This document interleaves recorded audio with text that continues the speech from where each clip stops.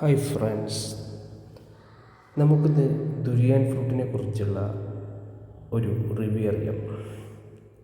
Durian fruit ഇപ്പോൾ നമ്മുടെ കേരളത്തിൽ പല സ്ഥലങ്ങളിലും കായ്ച്ചു തുടങ്ങിയിട്ടുള്ള ഒരു ഫ്രൂട്ടും കൂടിയാണ്. പല ആളുകളും ഇതിനെ മോശം അഭിപ്രായമാണ് പറഞ്ഞു കേൾക്കുന്നത്. അതിനുള്ളൊരു പ്രധാന കാരണം ആളുകൾ ഇത് ഒരു തവണയെല്ലാം മാത്രമാണ് കഴിക്കുന്നത്.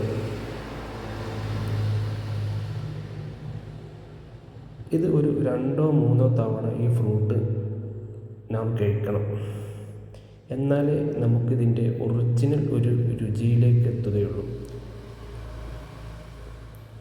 ഇത് ഏറ്റവും നല്ല ഒരു ടേസ്റ്റി ആയിട്ടുള്ള ഒരു ഫ്രൂട്ടും കൂടിയാണ്. ഇതിനൊരു ബേഡ് സ്മെല്ല് വരുന്നത് ഫസ്റ്റ് മാത്രം നമുക്ക് ഫീൽ ചെയ്യുകയുള്ളൂ.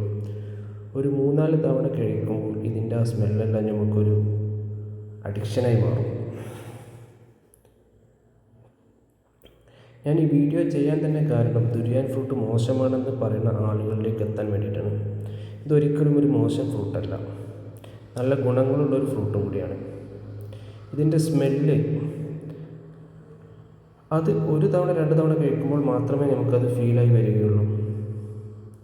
കുറച്ചധികം കഴിക്കുമ്പോൾ നമുക്കെല്ലാം ഇത് ഇഷ്ടപ്പെടുന്നൊരു ഫ്രൂട്ടായി മാറും.